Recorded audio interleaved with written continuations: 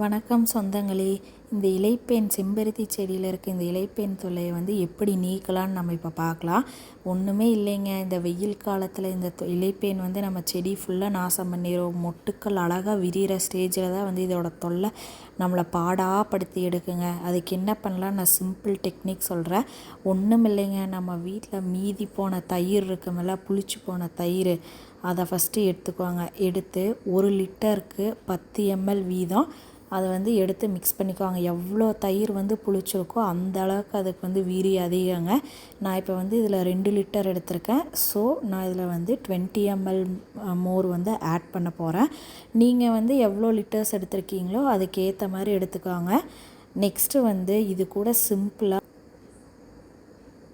அடுத்தது நான் சிம்பிளான ஒரு டெக்னிக் தான். நம்ம வீட்டில் ஒரு பூச்சி இல்லைன்னா ஏதாவது கிருமி வந்தால் நம்ம எதை வச்சு விரட்டுவோம்?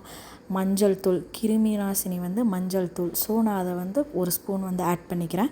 நெக்ஸ்ட்டு பெருங்காயம். நம்ம கிச்சனில் நம்ம யூஸ் பண்ணிகிட்டு இருப்போம்ல, கட்டி பெருங்காயமாக இருந்தால் அதை பவுட்ரு பண்ணி யூஸ் பண்ணிக்கோங்க. நான் இங்கே தூள் பெருங்காயம் வச்சுருக்கேன். அது ஒரு பிஞ்ச் நான் ஆட் பண்ணிக்கிறேன். இதெல்லாம் ஆட் பண்ணிவிட்டு நீங்கள் அதை நல்லா அந்த லிட்டை க்ளோஸ் பண்ணிவிட்டு நல்லா ஒரு ஆட்டு, நல்லா இந்த நம்ம ஊற்றிருக்க கலவையெல்லாம் கலங்கணுமில்ல, அதை நல்லா ஒரு குலுக்கிக்கோங்க. அப்போ தான் நம்ம போட்டிருக்க அந்த மோர், அதுக்கப்புறம் மஞ்சள் தூள், அப்புறம் பெருங்காயத்தூள், இது எல்லாமே நல்லா மிக்ஸ் ஆகி நம்ம அந்த பூச்சி விரட்டிக்கான ஒரு நல்ல ஒரு கரைசலாகவும் மாமருந்தாகவும் இது செயல்படும். இது நம்ம சிம்பிளாக நம்ம வீட்டில் யூஸ் பண்ணுற ஒரு பூச்சி விரட்டிங்க. நீங்கள் எந்த ஃபெர்டிலைசரும் வாங்காதீங்க. அது வாங்கினீங்கன்னா நம்ம செடிக்கும் கேடு, நம்ம யூஸ் பண்ணுற மண்ணுக்கும் கேடு. அதனால் நம்ம கிச்சனில் இருக்க யூஸ் பண்ணுற ஐட்டம்ஸை வச்சு நம்ம செடி, அதுக்கப்புறம் நான் அதை கலக்கின கலவை எடுத்துகிட்டு இது மாதிரி ஒவ்வொரு இலைகளாக அந்த இலைப்பேன் எங்கெங்கெல்லாம் இருக்கோ அதில் வச்சு நல்லா ஸ்ப்ரேயர் வச்சு நல்லா ஃபோர்ஸாக அடித்து விடுங்க. எவ்வளோ ஃபோர்ஸாக அடிக்கிறீங்களோ அது அப்போவே காணாமல் போயிடும்.